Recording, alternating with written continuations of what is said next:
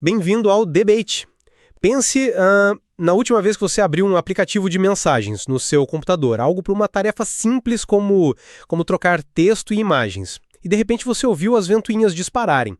Um programa que está fazendo um trabalho que há uma década era feito com uma fração mínima dos recursos, hoje consome uma memória e um processamento que, assim, rivalizam com softwares de edição de vídeo com jogos complexos. Esse momento de frustração eu acho que é o ponto de partida perfeito para a nossa análise. O hardware evoluiu de uma forma exponencial, né? Mas o software parece que inflou na mesma proporção, talvez até mais. A questão que a gente vai discutir hoje, com base no material que analisamos, é se esse fenômeno representa uma falha cultural na engenharia de software, uma cultura de desperdício mesmo, ou se é uma troca estratégica talvez inevitável, onde a velocidade de desenvolvimento virou bem mais precioso, superando a eficiência computacional. Eu vou defender que a eficiência é uma virtude essencial da engenharia e que o abandono dela em nome da conveniência nos levou a um ciclo vicioso de custos ocultos e de hardware subutilizado. Eu já vou argumentar que o que parece ser desperdício, na verdade, é uma otimização econômica extremamente racional. A indústria não ficou preguiçosa, ela simplesmente mudou o foco. A otimização saiu do silício e foi para o recurso mais caro e escasso que existe, o tempo e o talento humano. Assim, a minha perspectiva parte do que eu chamo de paradoxo da abundância. A vasta disponibilidade de memória RAM, de núcleos de processamento, criou uma falsa sensação de segurança, onde a disciplina técnica rigorosa, deixou de ser uma necessidade e virou opcional. A solução padrão para um software lento deixou de ser vamos otimizar o código e passou a ser o cliente precisa de mais RAM. E o maior exemplo disso, para mim, é a ascensão de frameworks como o Electron. A promessa sedutora, claro. Escreva uma vez, rode em qualquer lugar. Só que o custo real é que cada aplicativo, seja um simples editor de texto ou um cliente de chat, carrega consigo uma cópia inteira do motor do navegador Chromium. O resultado é um consumo de memória desproporcional para tarefas triviais, transferindo um custo financeiro, energético e até ambiental para o usuário final. A gente criou um sistema onde a responsabilidade pela performance foi terceirizada do desenvolvedor para a carteira do cliente, que é forçado a um ciclo constante de upgrades de hardware só para manter o status quo. Olha, eu vejo essa mesma paisagem, mas a minha interpretação é completamente diferente. Não se trata de negligência. Para mim, isso é uma decisão de negócios calculada e, na maioria das vezes, a decisão correta. Essas camadas de abstração, como o Electron que você citou, permitem que uma equipe pequena entregue um produto multiplataforma robusto em meses, um feito que antes exigiria anos e equipes especializadas para cada sistema operacional. Essa velocidade não é um luxo, é sobrevivência. Num mercado onde ser o primeiro a validar uma ideia é crucial, otimizar para a velocidade de desenvolvimento é a única jogada lógica. O material que a gente analisou deixa isso bem claro. O custo de um engenheiro de software sênior por um mês pode facilmente comprar upgrades de memória para um departamento inteiro. A indústria não está otimizando para a máquina, ela está otimizando para o mercado. O que você chama de inchaço é o preço que nós pagamos pela agilidade, pela inovação e pela capacidade de competir. É o custo de transformar uma ideia em um produto funcional antes que ela se torne relevante. Não, eu entendo o argumento da produtividade, mas as consequências dessa escolha não são abstratas, elas são dolorosamente concretas. O material cita o exemplo de uma empresa com 200 estações de trabalho que precisa saltar de 8 para 16 GB de RAM só para rodar aplicações de comunicação e produtividade com algum conforto. Esse impacto financeiro não é trivial. E não é só o custo de aquisição do hardware, é um custo sistêmico. É o aumento na conta de energia, é o tempo da equipe de TI para gerenciar esses upgrades, é o custo ambiental de um ciclo de substituição de hardware cada vez mais curto. Essa otimização para o mercado ignora o custo total de propriedade que é imposto a todos os outros na cadeia. Mas essa sua análise do custo é perigosamente incompleta, porque ela deixa de fora a variável mais importante de todas, o custo de oportunidade.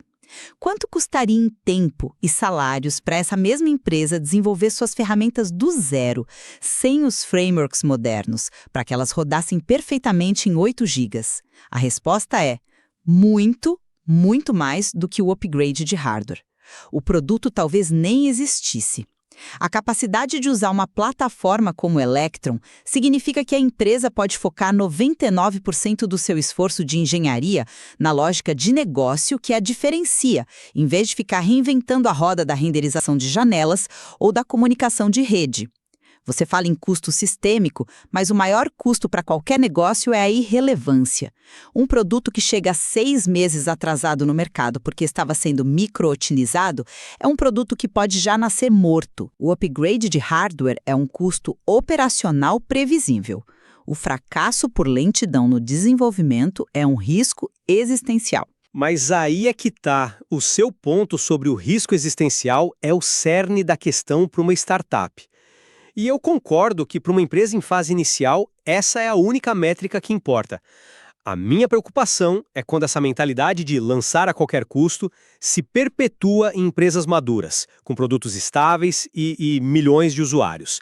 Nesse ponto, o custo agregado da ineficiência deixa de ser um mero custo operacional e se torna astronômico. Essa otimização de portfólio que você defende começa a gerar um débito técnico em escala global. E, além disso, ela ignora o impacto na reputação. Quando os usuários, mesmo com máquinas potentes, percebem o software como lento, como pesado, isso causa um dano à marca que é muito mais difícil de quantificar do que o custo de um pente de memória. Mas aí você está misturando 2 estágios de vida de um produto. É natural que a estratégia mude. Uma empresa madura, com um produto de sucesso, tem os recursos e o incentivo para começar a otimizar. E a gente vê isso o tempo todo. O Slack, por exemplo, investiu pesadamente em reescrever partes críticas do seu cliente para melhorar a performance, mas depois de já ter conquistado o mercado. A estratégia inicial, baseada em Electron, permitiu que eles chegassem lá. Criticar a ferramenta que possibilitou o crescimento é como criticar os andaimes depois que o prédio está pronto. Primeiro você constrói e valida, depois você refina. Tentar fazer os dois ao mesmo tempo é uma receita para o fracasso. A reputação é construída entregando valor, e o valor precisa ser entregue rapidamente. A performance é só uma das facetas desse valor. Mas essa lógica de consertar depois nos leva diretamente ao ciclo vicioso que eu mencionei. A mentalidade da indústria mudou de "o código está lento" para "a máquina é antiga". A responsabilidade foi transferida. E a prova de que isso é uma escolha cultural e não uma necessidade técnica está em ambientes de recursos restritos, em sistemas embarcados, em IoT, no desenvolvimento de jogos de alta performance. A boa engenharia é forçada pela necessidade. Nesses cenários, cada byte de memória, cada ciclo de CPU, conta. Ninguém diz, vamos colocar um motor de navegador num marca-passo. Isso prova que a disciplina e a capacidade técnica existem, mas foram convenientemente abandonadas onde há abundância. O fato de que a eficiência ressurge quando as restrições aparecem mostra que não é uma questão de impossibilidade, mas de prioridades. Eu vejo de outra forma. Não é abandono, é adaptação. Você não usaria as técnicas de construção de um relógio suíço para construir um arranha-céu, certo? São problemas diferentes, com restrições e objetivos diferentes. O software de desktop moderno opera num ecossistema complexo. Não é justo comparar um aplicativo de chat com o firmware de um sistema embarcado. Os sistemas operacionais modernos, como o material aponta, são muito mais pesados. Eles oferecem sandboxing para segurança, APIs complexas de acessibilidade, gerenciamento de energia, notificações centralizadas. Tudo isso tem um custo de recursos. O aplicativo não roda no vácuo, entende? Ele é um cidadão desse ecossistema e precisa usar as ferramentas que o ecossistema oferece para dar uma experiência integrada e segura. Culpar só o aplicativo pelo consumo de recursos é como culpar um carro pelo trânsito, sem considerar a infraestrutura da cidade inteira. Certo, eu entendo a lógica do ecossistema, mas o que você descreve como uma adaptação natural, eu vejo como uma perda de disciplina e um caminho de menor resistência. O ecossistema oferece as ferramentas, mas ele não obriga o uso das mais pesadas. A questão é se estamos escolhendo a ferramenta certa para o trabalho. Defender a eficiência não é saudosismo por programação em assembly. É reconhecer que a eficiência é, em si, uma vantagem competitiva e uma forma de respeito pelo usuário e pelos recursos dele. O material que analisamos aponta corretamente que grandes empresas de tecnologia, como Google e Meta, otimizam cada milissegundo em seus sistemas.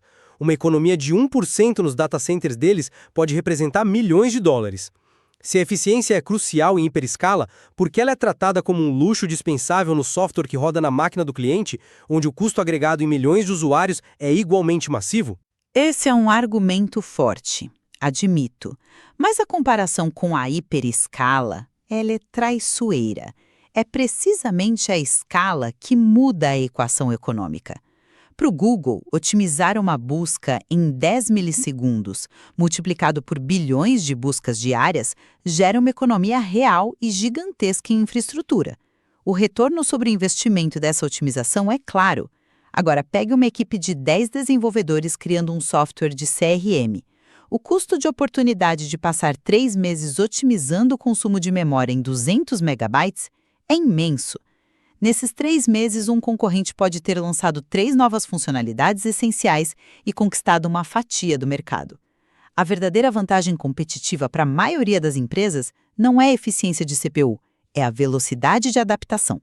A proporcionalidade que você menciona precisa incluir o tempo de desenvolvimento e, o que é crucial, a complexidade e o custo de manutenção do código. Um código ultra-otimizado pode ser muito mais complexo, frágil e difícil de modificar, tornando a evolução do produto mais lenta e cara no futuro. A arquitetura mais inchada pode ser, paradoxalmente, a mais proporcional quando se considera o ciclo de vida total do projeto. Mas essa visão não acaba criando um software que é funcionalmente rico, mas experiencialmente pobre? De que adianta ter um oceano de funcionalidades se o usuário se sente como se estivesse nadando em melado? A performance é uma feature, talvez a mais importante. Nós, como engenheiros, perdemos um pouco a noção de proporção. É fascinante e, ao mesmo tempo, absurdo que um aplicativo para tomar notas possa consumir meio gigabyte de RAM. Em repouso. Algo se quebrou no caminho entre as restrições do passado e a abundância do presente. A questão não é sobre otimização prematura, é sobre arquitetura consciente.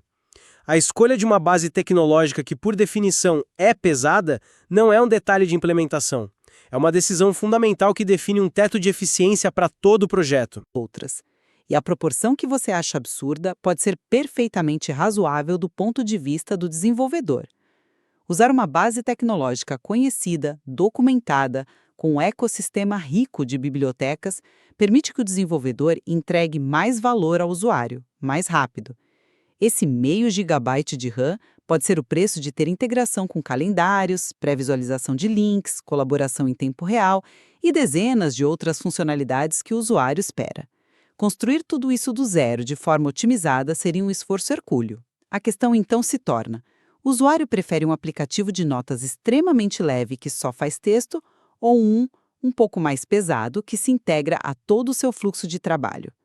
O mercado parece ter respondido a essa pergunta. No final das contas, eu mantenho minha perspectiva de que a indústria se beneficiaria imensamente ao resgatar a eficiência como uma virtude técnica central, e não como um luxo a ser considerado só quando a performance vira um problema crítico.